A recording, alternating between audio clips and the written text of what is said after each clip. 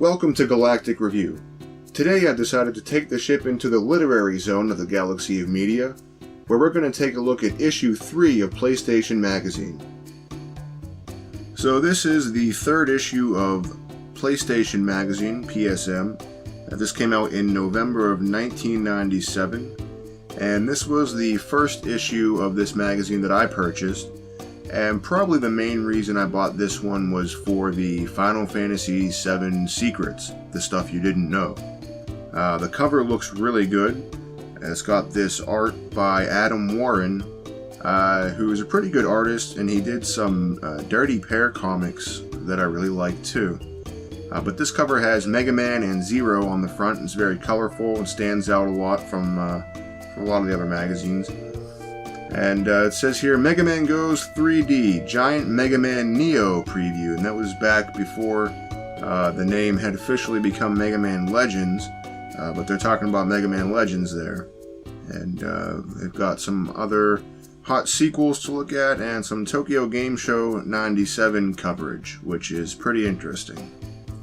PlayStation Magazine was my favorite gaming magazine back in the day. And not too long after this issue, I ended up getting a subscription to the magazine. We see here we got a big 2-page advertisement for Colony Wars, which is a pretty cool game that I would like to review sometime on the show. The art for this advertisement kind of reminds me a little bit of Star Wars or something like that. But it looks pretty cool. The game looks pretty cool in the advertisement, more or less, from the pictures they show. And this was definitely a game that I was interested in when I saw it in the magazines, but I never actually picked it up. On the next page here, we have sort of an editorial section from the editor, Chris Slate. And it says, out with the new, in with the old, the classic games are back. And he's basically talking about, he's seen the next generation of 3D games that were out at the time. And he's starting to get to a point where he's feeling nostalgic for the old stuff again. And he's talking about the popularity of games like Mega Man 8, Mega Man X4, and Castlevania Symphony of the Night.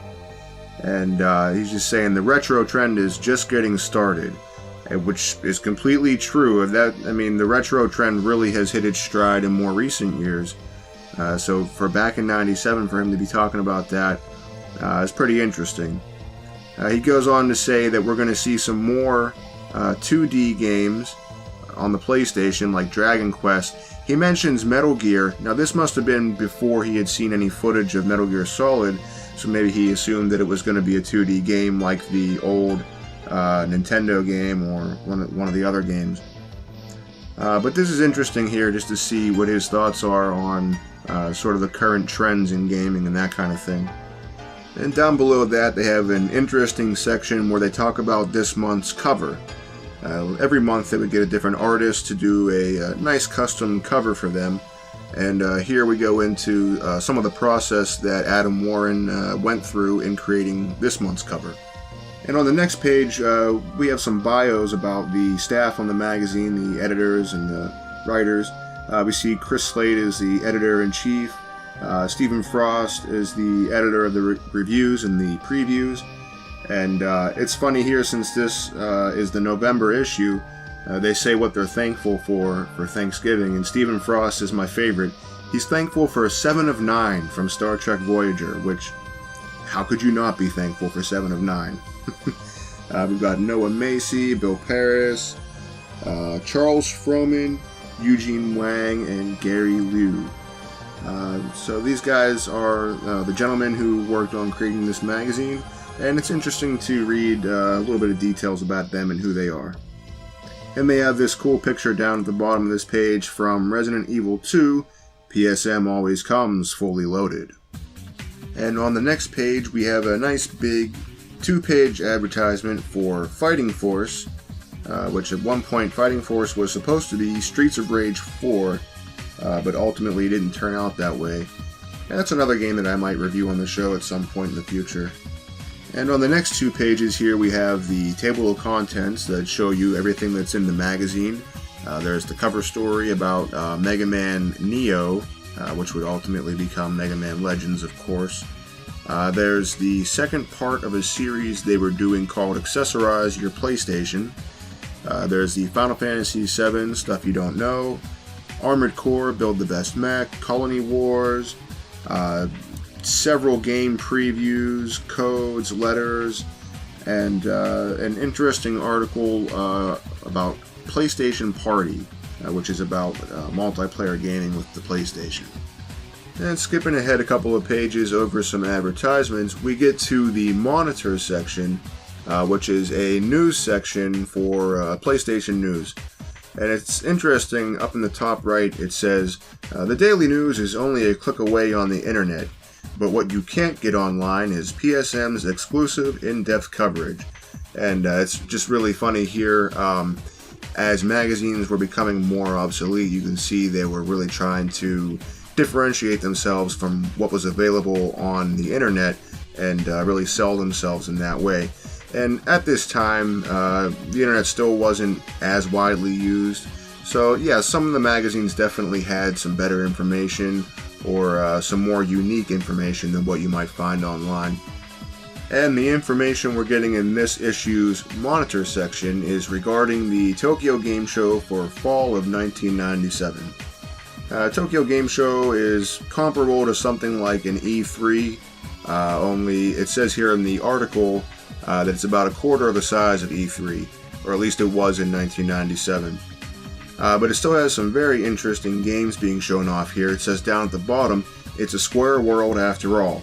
Obviously Squaresoft was very popular for Final Fantasy, and they were one of the most popular developers at this show apparently, showing off Parasite Eve, Einhander, Sokaigi, and Chocobo's Mysterious Dungeon. And then on the next page over, we see Sony unveils Gran Turismo, which obviously is an excellent racing game for the PlayStation. And then down below the article, we have a beginning of a 3-page or 4-page advertisement, which we'll go ahead and see in a page or two here what that turns out to be. And on the next 2 pages, the Monitor section continues, where we have some more PlayStation news stories. Overheating problem solved, that sounds good. PlayStation's value grows, that also sounds pretty good. Sony commits a serious sin, now that sounds bad, but this is just an article about a game called Cardinal Sin. And then on the next page we have an article about the Net Your Rosie, which was a PlayStation development kit that consumers could get their hands on if they were able to afford it, I guess. Back when I was a kid, I would have loved to have had one of these to mess around with. And even today, if I could get my hands on one, that would be pretty cool. But yeah, it's an interesting news section. And the 3-page advertisement continues down here. And we'll go ahead and turn the page and see what happens with that next. And bam, it's a big old advertisement for Duke Nukem. Total Meltdown in Duke Nukem 64. He's coming to get some. Let's go ahead and turn the page and see what else we have. And the Monitor section continues here with a gossip column, it looks like, which seems to be speculative stories, rumors, and things that people have heard but can't be substantiated yet. And on these pages we have the next portion of the Monitor section, Nihon Game Otaku. Basically, Bill Paris-san is going over his experience at the Tokyo Game Show and just really going through some Japanese gaming news. Some pretty interesting stuff here. This is the kind of stuff that would really draw me into gaming magazines back in the day. And here they talk about Hudson Soft has announced its first software for the PlayStation, Bloody Roar Hyper Beast Duel. And of course, I reviewed Bloody Roar in an earlier episode of the show.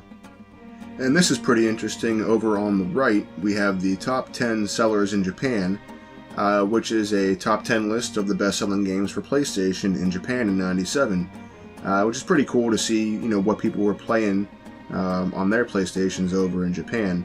And we see at number 1, it's Real Powerful Pro Baseball 97 Season Opener Edition, which is a very long name.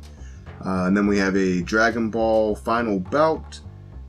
Cool Borders is on the list at number 5, Saga Frontier at number 7, Final Fantasy Tactics at number 9. A pretty good list overall. And turning to the next page, we get into the review section, which is always an important section for a video game magazine, in my opinion. And we can see here their rating scale is on a 1 to 5 scale, and they also do a 4.5 or a 3.5 when necessary, as you can see over here for the review for Armored Core.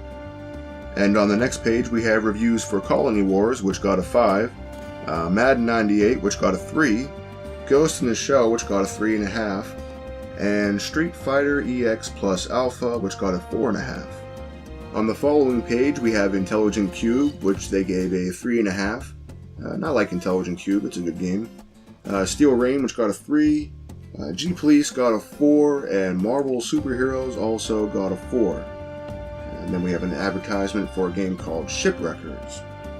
The next page gives us reviews for Maximum Force, which got a 2.5, NASCAR 98, which got a 3.5, and Formula 1 Championship Edition, which got a 4. And then there's a really cool advertisement for Ghost in the Shell, and even though the game itself might have been a little bit mediocre, I really like the artwork for this advertisement. And next up we have the flashback section of the reviews, which is where they reevaluate some of their older reviews and revise the scores on them and update them. And we have an advertisement for Command & Conquer Red Alert on the opposite page, which I spent many hours playing 2-player games with the link cable and 2 PlayStations linked up back when I was in middle school. On the next page we get into one of the big articles in the magazine. It's the PlayStation Party article, and it says, "There is a party in your PlayStation," and indeed there is. This article talks about having a party with your PlayStation essentially as the centerpiece. So it talks about having multiple controllers, using a multi-tap, and using a link cable to have a PlayStation party and invite all your gaming friends to come over and play games. Now they go through and they talk about which genres of games are most conducive to multiplayer gaming, and they go ahead and they talk about sports games, puzzle games, racing games, and fighting games. And they say, if you only have 2 controllers, then maybe fighting games are the way to go. If you have more controllers and a multi-tap, they recommend some other games. And for all of these genres, they recommend some of the better games that were available on the PlayStation at that time. They also go ahead and describe some tournament structures that you might use if you want to run some tournaments with your friends at the party. And towards the end of the article here, we have a section that says a night out with the PlayStation. And in keeping with the whole party theme, they talk about how the PlayStation had started showing up at some nightclubs, providing nice eye candy for the clubgoers. And it even mentions here how Sony had sponsored a few small raves. And next to that, they have a little section to remind you to get party snacks for your friends. And below that, there is the contest, where if you search the photos in the article and find the things that are not in the photos, they'll send you an amazing prize pack. I like this article. This is the kind of unique content that I saw in PlayStation Magazine that really got me interested in the magazine. I guess you could say I came for the reviews and the guides, and I stayed for the interesting content like this. This is part of the reason why I ended up getting a subscription to this magazine. And this article in particular, I remember after reading it, I picked up a multi-tap and tried out some multiplayer games that they mentioned with my friends. And on the next page, we get into the preview section, and we have their main preview here for Mega Man Legends, which at the time was still known as Mega Man Neo. And I remember seeing this for the first time, and I thought, this looks like a pretty cool game. And then I ended up playing it, and it turned out it was a pretty cool game. And this is a really nice in-depth preview of the game too. They got a lot of information for this game and really showed off a lot of good screenshots. Turning over to the next page, we see a big 2-page advertisement for a game called Critical Depth, and it says Kiss the Abyss. This game was kind of like Twisted Metal with submarines, also developed by Single Track, and it's definitely a game I'd like to review on the show at some point in the future. And continuing on through the preview section, we have a preview for Monster Rancher, which I thought was a pretty cool game. I liked how it let you create monsters using music CDs. We have a preview for NBA Live 98. I was never that much of a fan of sports games, especially basketball games, so I didn't pay too much attention to this one. And skipping ahead past an advertisement, we move on to a preview for a game called Shadow Master, which I must admit I'm not too familiar with. And next to that, we have an advertisement for a game called Versus, featuring a character named Mia, who appears to be a rave DJ, offering to take me out. Well, Mia, maybe after I'm done with the review, I'll give you a call. Waifu? The next page shows us a nice 2-page preview for Crash Bandicoot 2, with a lot of nice screenshots and some good information. Skipping past another advertisement, we come to a preview for Gex 2, Enter the Gecko, followed by a preview for Kart World Series, and Jet Moto 2, which I may review in the future. On the next page, we have a nice 2-page preview for Resident Evil 2, and they talk a little bit about the in-game cutscenes and some of the puzzles and the addition of more gore, which is awesome. On the next page, we have a preview of MDK, which is a port of the popular PC game developed by Shiny. And then on the page after that, we have a preview of a game called Youngblood, which was based on a comic book series. Next up is a preview for Cool Borders 2. And then on the next page, they have an advertisement for the Charter subscription offer, only $1 an issue, which if you ask me was a pretty good deal.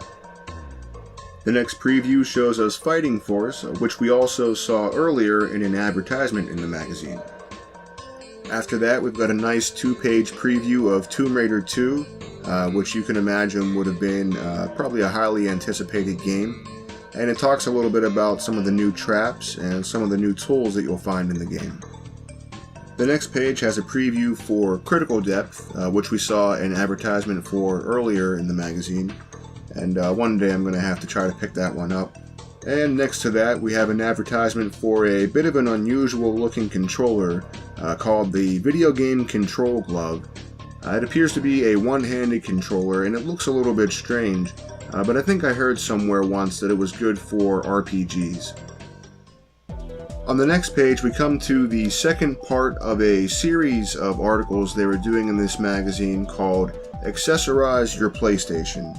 Now essentially what they did was they went through a lot of the peripherals that were available for the PlayStation and reviewed them. And I'm fairly certain that the V3 racing wheel that they're showing here, to which they're giving top honors, that was the racing wheel that I got for my PlayStation back in the day, and I think one of the first games I used it on was Wipeout. And you can see here they go through a lot of different accessories for the PlayStation. They're showing off a lot of light guns here on this page. I remember in particular the GunCon. One of my friend's cousins had that when I was a kid, and I used it a few times, and it definitely deserves the top honors that they're giving it here. And then they wrap up the article here with a list of manufacturers in case you have any reason to contact them about any of these products. And the photo down here, I wonder if they really threw a bunch of controllers on that guy and took the picture, because that's pretty funny if they did. The next 2 pages show us a calendar of gaming-related events, and I think it's interesting down here they have on Wednesday, November 5th, GameFAQs' second birthday contest. And it's just kind of interesting to remember how long GameFAQs has been around. The next page has this awesome little strategy guide for Armored Core, which is a great game where you get to build your own robots. The page on the right shows the staff's custom robot builds, and I remember back in the day I went ahead and recreated these builds myself in the game, and they all turned out to be pretty good, so this was a nice little mini strategy guide. And in between these 2 pages there is the PSM bonus tip sleeves. Now this is like a piece of paper that you can cut out and fold up and put into your PlayStation game case, and it's made out of like a little bit thicker paper, like construction paper, and it will have tips and hints for various games that you can just go ahead and keep right in the case with them. And these 2 are for Colony Wars and Mega Man X4. So these were a nice little addition to the magazine. And another cool additional thing that came with this magazine that I didn't mention earlier because it's actually not in this issue anymore is the PlayStation lid sticker.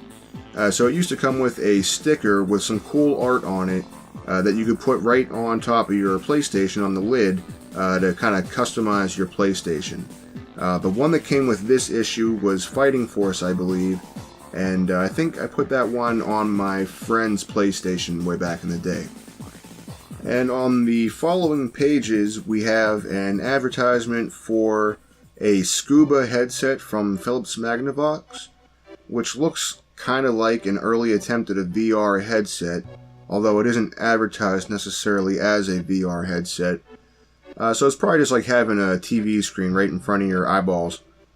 The page after that has some strategy for Grand Tour Racing. Now, I never played Grand Tour Racing, so I don't think this strategy would have been much use to me. And on the next page, we have a strategy for Final Fantasy VII. And at the time, I don't think I had purchased the Brady Game Strategy Guide yet, so I was using this strategy guide to find a lot of the secrets in the game. And they go into most of the secrets that you'd want to know about, like the Turtles Paradise Flyers, the key to get back into Midgar City, and stuff like that. And then the next page talks about where you can find the level 4 limit breaks and the final weapons, and it also has a useful map down here on the other page. So yeah, this guide was one of the main reasons that I bought this issue of the magazine, and it helped hold me over until I ended up actually buying the full strategy guide a little bit later on. And after that, over the next few pages, we have quite a lengthy strategy guide for Colony Wars. And as I mentioned before, I didn't end up buying this game, but this strategy guide definitely raised my interest in the game, just seeing all the different spaceships that were in the game. However, even though I didn't own the game, I did still get to play it a few times, I think at a friend's house, or maybe I rented it a few times. And this looks like a pretty good strategy guide for the game. Seems like it contains a lot of useful information. The next page brings us to the code section of the magazine, which is always a popular section of a video game magazine. In fact, back in the day, I'm pretty sure that a lot of kids, like myself, would just look in the code sections of magazines and not even buy the magazine, just write down the codes that they needed for the games they had. Of course, this magazine in particular had more appeal to me than just codes, so I ended up buying the magazine and eventually subscribing. And they have cheat codes for Twisted Metal 2 in this issue, which was the game that made me need to have a PlayStation when I was a kid. Hey, they even have codes for Game Shark. On this page, they have an advertisement for a free issue of Ultra Game Players.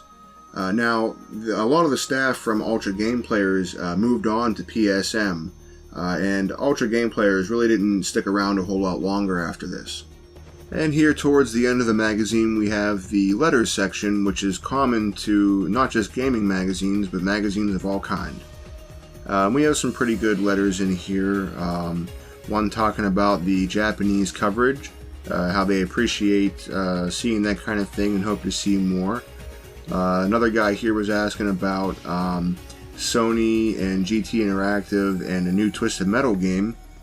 And then we have another guy asking how to get into the game development industry, and it looks like they were recommending to try out the Net Yorosi, which we saw briefly in the monitor section of the magazine earlier.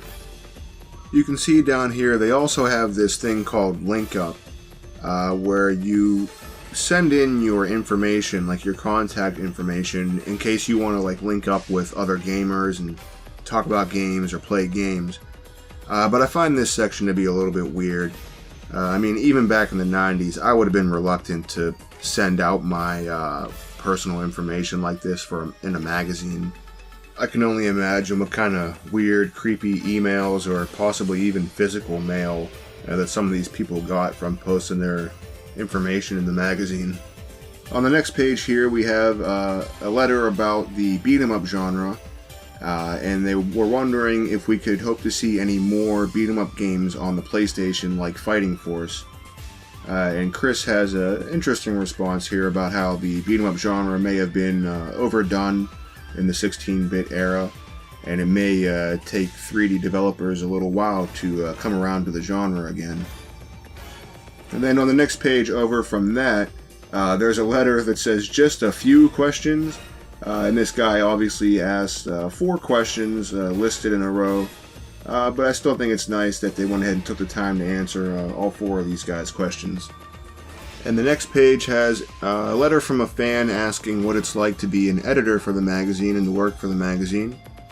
And they give a pretty good response, basically saying that every job has its ups and downs more or less, but overall they have a good time there working on the magazine. And on the next page over, they have a little section called Top This, which puts out a few gaming challenges that you can go ahead and see if you can complete. And then down below that, they have a few nice photos of the staff and funny things that they do. And then the next page is a marketplace page. Basically, if you have some used games you want to sell or trade, you can go ahead and put an ad and they'll put it up on this page. And the next page over from that is the last page, which tells you about what you can expect to see in the next issue of PSM. Then when we close the magazine, you can see on the back cover an advertisement for Pandemonium 2. So that is the 3rd issue of PlayStation Magazine. And like I said earlier, this was the first issue of PlayStation Magazine that I had ever got. And I really like this magazine. I ended up subscribing to it for many years after this. And I always look forward to the new interesting articles that they would have.